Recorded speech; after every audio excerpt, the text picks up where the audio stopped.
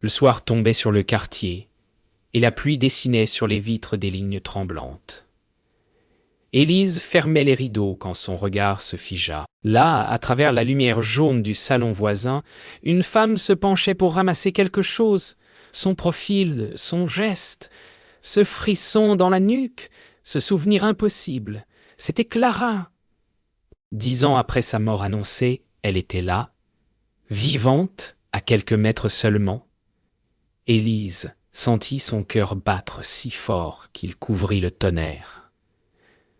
Les mots ne sortaient plus. Elle voulut courir, frapper à cette porte, mais ses jambes restèrent figées. Qui était cette femme? Était-ce un mirage ou la vérité que personne n'avait osé lui dire? Et si tout ce qu'on lui avait raconté n'avait été qu'un mensonge pour la protéger? Et si le fantôme qu'on avait pleuré n'avait jamais quitté la maison? La nuit passa sans sommeil. Élise resta assise sur le bord de son lit, les yeux fixés sur la fenêtre assombrie. Chaque bruit de pluie ressemblait à un murmure, venu d'un autre temps. Elle revoyait le cercueil fermé, la cérémonie, les fleurs fanées, la main tremblante de sa mère. Si Clara était en vie, alors qu'il reposait dans cette tombe, son cœur battait entre colère et espoir. À l'aube, elle enfila son manteau et sortit dans la ruelle détrempée, devant la maison du voisin.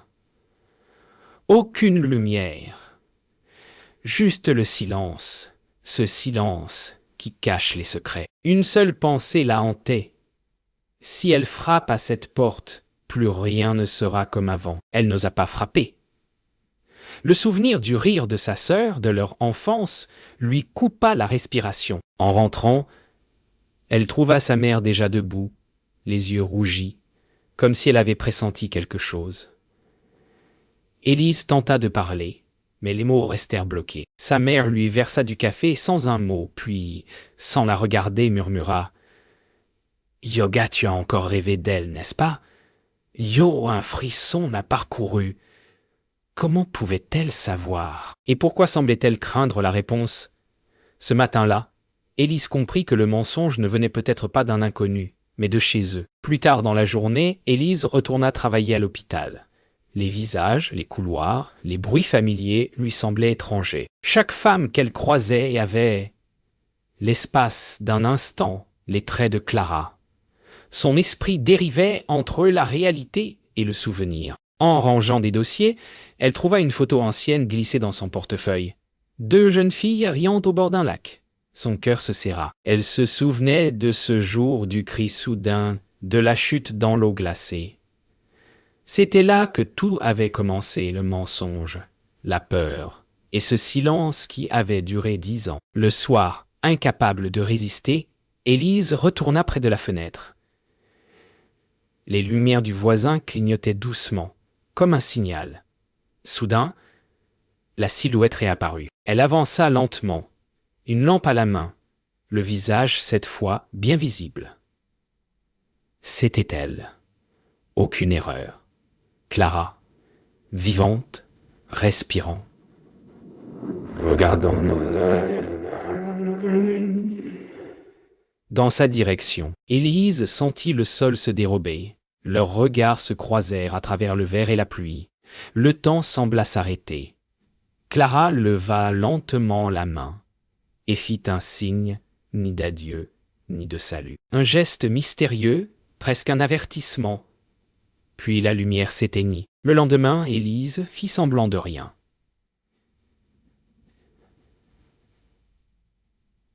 Elle sourit aux voisins, salua les collègues, mais son esprit restait ailleurs. Elle attendit la tombée du soir pour sortir discrètement. En contournant la haie qui séparait les 2 jardins, elle découvrit un détail qui la glaça. Une empreinte de pas dans la boue, petite, fine, identique à celle de sa sœur autrefois. Elle la suivit jusqu'à une fenêtre entr'ouverte. À l'intérieur, des bruits de pas, des chuchotements étouffés. Quelqu'un pleurait. La voix, cette voix, elle l'aurait reconnue entre 1000. Alors pourquoi cette maison l'abritait-elle? Pourquoi la cachait-on? Élise recula lentement, le cœur battant. La vérité semblait proche, mais déjà, elle sentait qu'elle allait la détruire. Le jour suivant, Élise alla voir son père.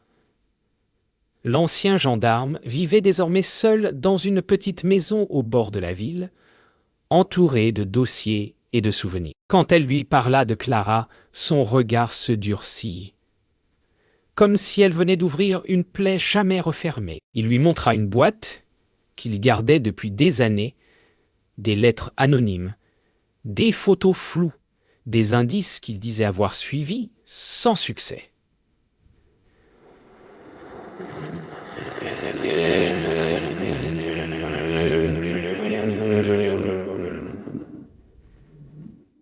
Chut. Yo, sa voix tremblait de rage contenue. Pour la première fois, elle vit dans ses yeux la même peur que dans les siens, et si Clara n'était pas revenue, mais n'était jamais vraiment partie. Cette nuit-là, Élise rêva de Clara. Elle la voyait sur une barque, glissant sur un lac enveloppé de brume. Elle tendait la main vers elle, mais à chaque fois qu'Élise s'approchait, le visage de sa sœur changeait, se déformait en un autre, celui du voisin. Elle se réveilla en sursaut, le cœur affolé, incapable de respirer. Les ombres sur les murs prenaient la forme de silhouettes mouvantes. Était-ce un rêve ou un souvenir? Le vent siffla contre la fenêtre, et dans le reflet du verre, l'espace d'une seconde, elle crut voir Clara derrière elle. Le lendemain, Élise retourna discrètement devant la maison de Martin Vasseur. Le portail était entr'ouvert. Elle osa franchir le pas et découvrit le jardin parfaitement entretenu, trop parfait. Sur une table, un pot de fleurs fraîchement déplacé, et dessous, une photo d'enfance d'elle et Clara, pliée en deux. La panique monta. Comment cette image s'était-elle retrouvée ici? Martin surgit soudain derrière elle, calme, son regard glacial. « Yoga, vous cherchez quelque chose ?» Yo, demanda-t-il d'une voix douce mais menaçante. Élise sentit son sang se figer. Dans son sourire, il y avait quelque chose qu'elle n'avait jamais vu. La connaissance du secret qu'elle craignait de découvrir. Cette nuit-là, Élise s'assit seule dans le salon, la photo entre les mains. Elle repensa à tout, les regards fuyants de sa mère, le silence de son père, les mots du voisin. Chaque souvenir semblait se tordre pour former une nouvelle vérité. Et si Clara n'avait pas disparu, mais elles avaient été cachées? Elle leva les yeux vers la fenêtre. La pluie recommençait à tomber. Et derrière les rideaux, une lumière s'alluma dans la maison d'en face. Une ombre s'approcha du carreau, leva lentement la main.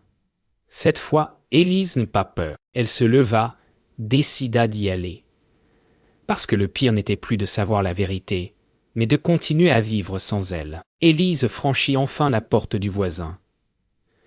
Martin l'accueillit avec un calme dérangeant, comme s'il savait qu'elle viendrait. L'air à l'intérieur était chargé d'un parfum de lavande et de poussière, étrange mélange de propreté et de passé. Sur les murs, les cadres soigneusement alignés, mais aucun ne montrait sa propre famille. Il lui offrit du thé, qu'elle refusa. Ses yeux balayaient la pièce, cherchant un signe, une trace, un souffle. Puis elle la vit, une mèche blonde, coincée dans une brosse, posée sur le buffet. Son cœur fit un bond. Martin suivit son regard, esquissa un sourire presque triste. « Yoga, vous cherchez quelqu'un, Élise ?» Yo, murmura-t-il. Sa voix était douce, mais chaque mot sonnait comme une menace. Martin la suivait du regard, silencieux, presque curieux de son audace. Élise sentit la tension l'envelopper comme un étau invisible. Elle s'approcha du couloir, malgré la peur qui la paralysait. Derrière une porte entr'ouverte, un murmure, un souffle. Elle s'y glissa. Une chambre. Et là, sur le lit soigneusement fait, un foulard qu'elle connaissait trop bien. Celui que Clara portait le jour de sa disparition. Les murs semblaient respirer autour d'elle, comme si la maison avait conscience de sa présence. Soudain Martin apparut dans l'embrasure de la porte, le regard sombre. « Yogué, vous ne devriez pas être ici, dit-il. Mais ce n'était pas un reproche. C'était un avertissement. Le soir même, Élise retourna chez elle, le cœur en feu. Elle s'enferma dans la salle de bain, posa le foulard sur le lavabo et l'observa comme une relique. L'odeur familière l'envahit, celle de sa sœur, douce et lointaine. Des larmes brûlantes lui montèrent aux yeux. Était-elle folle? Clara vivait-elle vraiment là, à quelques mètres? Ou Martin jouait-il un jeu cruel? Dans le miroir embué, elle crut apercevoir un reflet derrière elle. Mais quand elle se retourna, il n'y avait rien. Juste le bruit du vent et ce parfum persistant qui refusait de mourir. Cette nuit-là, un bruit la réveilla. Des pas. Lents, réguliers, venant du dehors. Elle se leva, s'approcha de la fenêtre. Dans la pénombre, une silhouette se tenait dans son jardin, immobile. Pas Martin, pas un inconnu. Clara, elle la vit clairement, vêtue d'une robe claire, le visage pâle, les yeux vides. Le souffle d'Élise se coupa. Elle descendit en courant, ouvrit la porte. Mais une fois dehors, il n'y avait plus personne. Seulement le vent et les traces de pas dans l'herbe humide. Comme si sa sœur venait juste de s'éclipser à nouveau dans la nuit. Le lendemain, Élise décida d'affronter Martin. Elle le trouva dans son jardin, calmement en train de tailler des rosiers. Leurs regards se croisèrent, lourds de non-dits. Elle lui demanda où était sa sœur. Il sourit, sans cesser son geste. « Yoga, votre sœur. »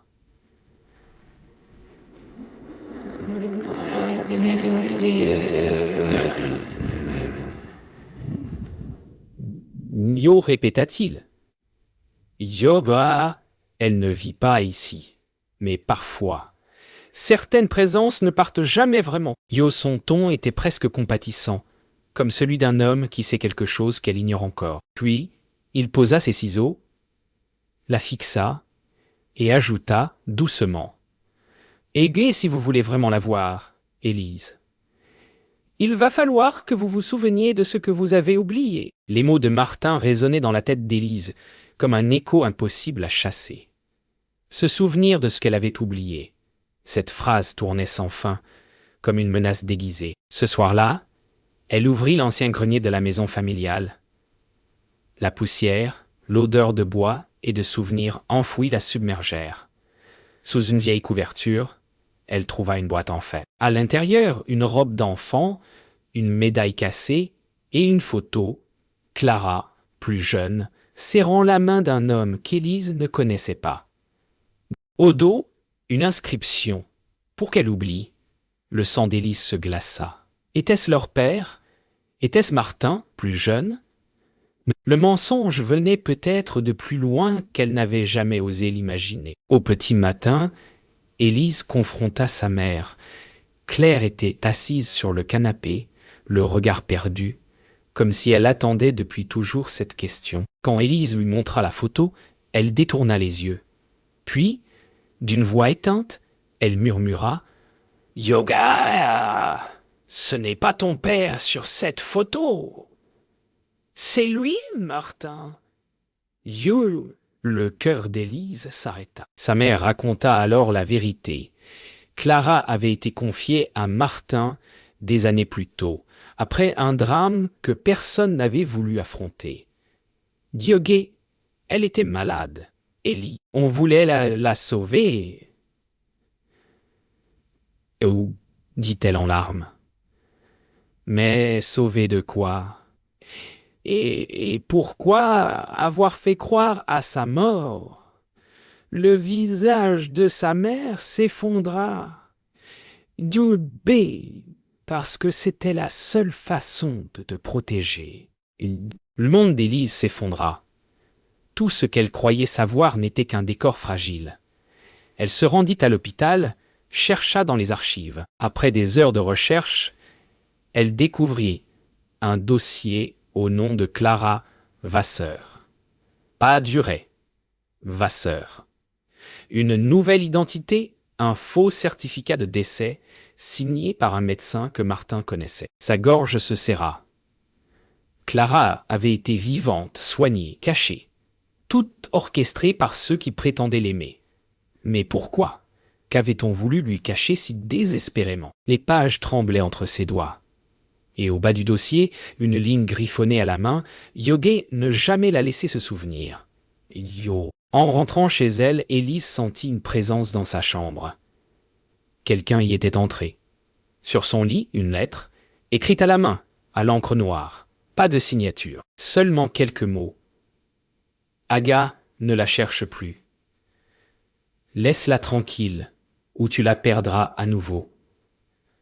Yo, ses mains tremblaient. Elle se tourna vers la fenêtre.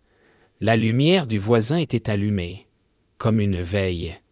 Derrière la vitre, la même ombre, immobile, Clara. Cette fois, elle la vit pleurer. Ses larmes glissaient lentement, visibles même à travers la distance. Élise posa la main contre le verre, incapable de détourner le regard. Élise ne dormit pas. L'aube la trouva debout, décidée. Elle prit sa voiture, roula jusqu'à la vieille maison de campagne où leur famille passait ses étés.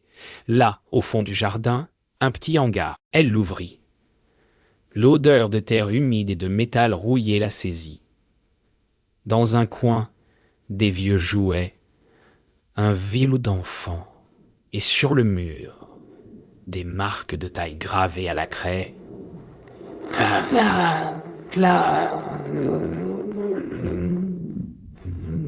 Clara, 8 ans, puis plus rien. Le silence était lourd, presque vivant. Et soudain, un pas derrière elle, une voix douce, tremblante. Yobé. Tu n'aurais jamais dû venir ici? Élise se retourna lentement. Devant elle, Clara. Vivante et terrifiée. Le temps sembla s'arrêter. Élise resta figée, incapable de parler.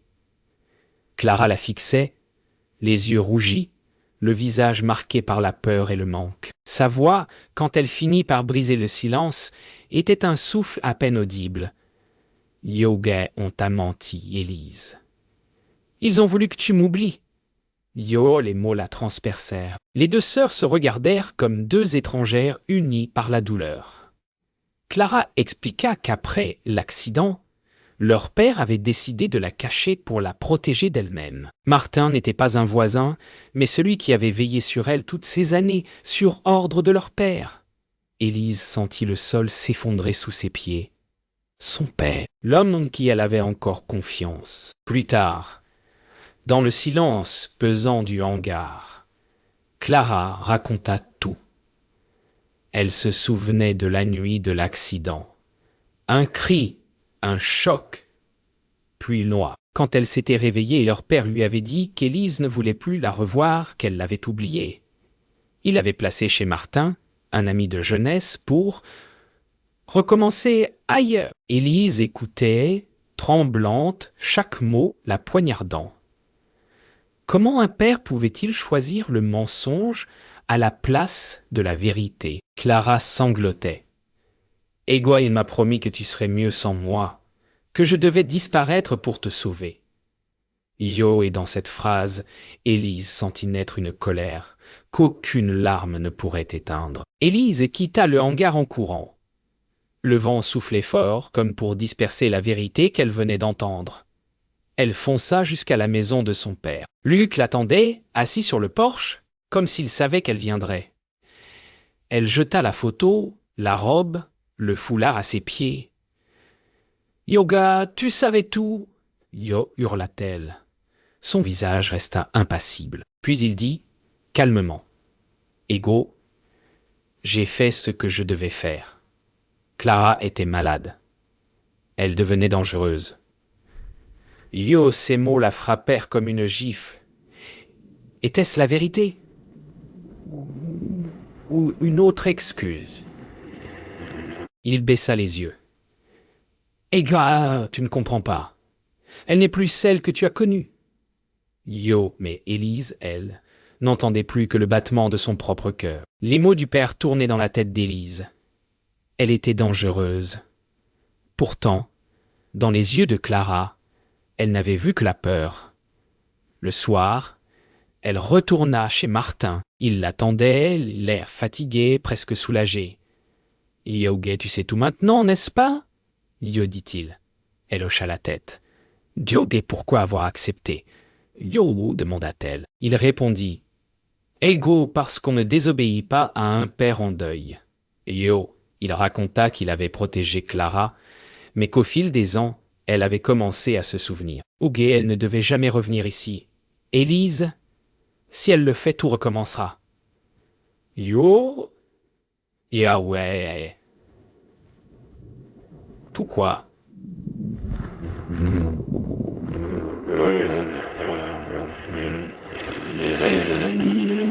Martin resta silencieux.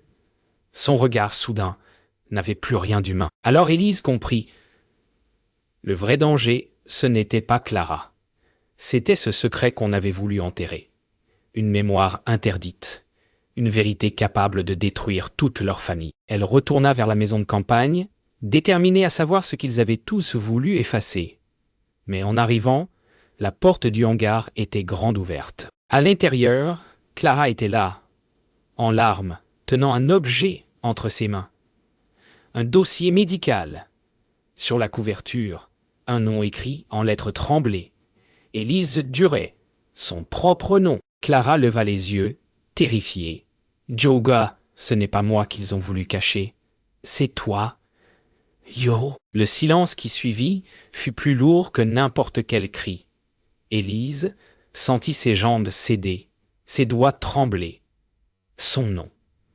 Ce dossier parlait d'elle, pas de Clara. Des comptes rendus médicaux, des ordonnances, un diagnostic illisible, mais une phrase lisible en haut de la première page. Syndrome dissociatif, post-traumatique. Suivi interrompu, son souffle se coupa. Clara, en larmes, murmura. Yoga, tu ne devais jamais savoir. Papa voulait te protéger de toi-même. Yo, Élise recula, la tête lui tournant, et soudain, les souvenirs revinrent. La nuit du lac, le cri, le reflet dans l'eau, et son propre visage déformé par la peur.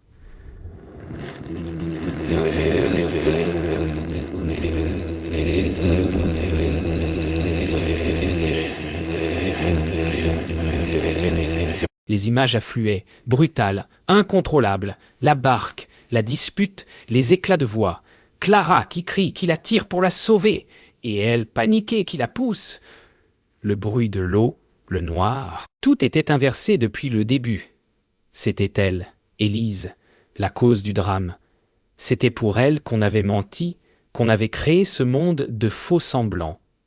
Les larmes brouillèrent sa vue. Clara s'approcha, posa une main sur sa joue. « Yoge, je t'ai pardonné depuis longtemps, dit-elle. Mais Élise secoua la tête, incapable de supporter le poids de cette phrase. Le mensonge, la mémoire, la folie, tout s'écroulait dans un vacarme intérieur. Élise sortit du hangar, ivre de confusion, trébuchant dans la boue. Le vent hurlait dans les arbres, la pluie s'abattait comme un châtiment. Elle courut sans savoir où aller jusqu'à la route. Là, Martin l'attendait, debout sous la pluie, son manteau noir collé à sa peau. « Ega, tu te souviens maintenant, Yo ?» dit-il sans expression. « Yoge, c'est toi qu'il fallait protéger. » Yo, elle hurla, incapable d'accepter. Il s'approcha lentement. « Yoga, tu as détruit ce que tu aimais le plus, Élise, et tu continues à le faire. » Yo, ses mots claquaient comme des coups de tonnerre. Elle tomba à genoux, criant son refus, tandis que le monde autour d'elle semblait se dissoudre dans l'orage. Clara arriva en courant, ses cheveux collés à son visage par la pluie. Elle tomba à genoux près d'Élise, la prit dans ses bras. « Yoge, ce n'est pas ta faute, Yo, répéta-t-elle, sa voix brisée par les sanglots. « Yoga, tu étais malade, tu ne te souvenais plus.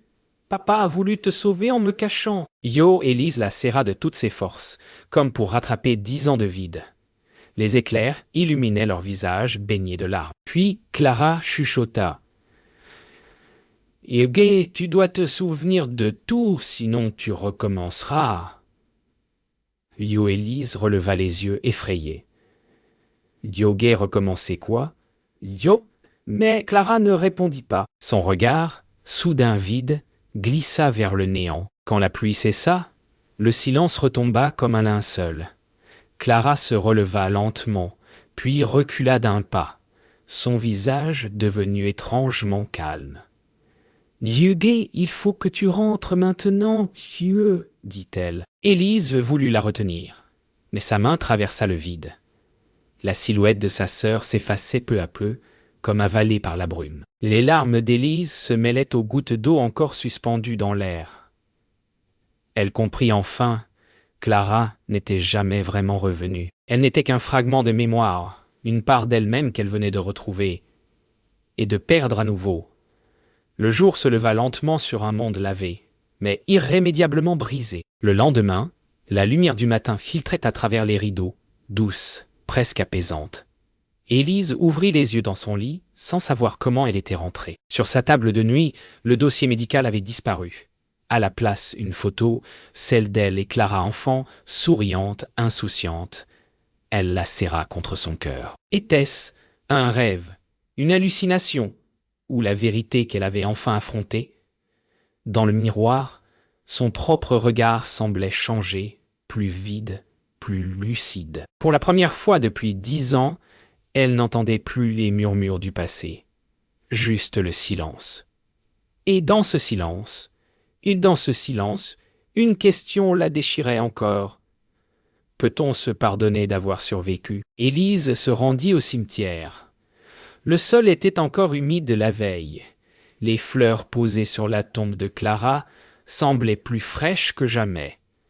Elle s'agenouilla, caressa la pierre gravée. Clara Duret, 1999-2014, 10 ans de deuil, de mensonges, de douleur.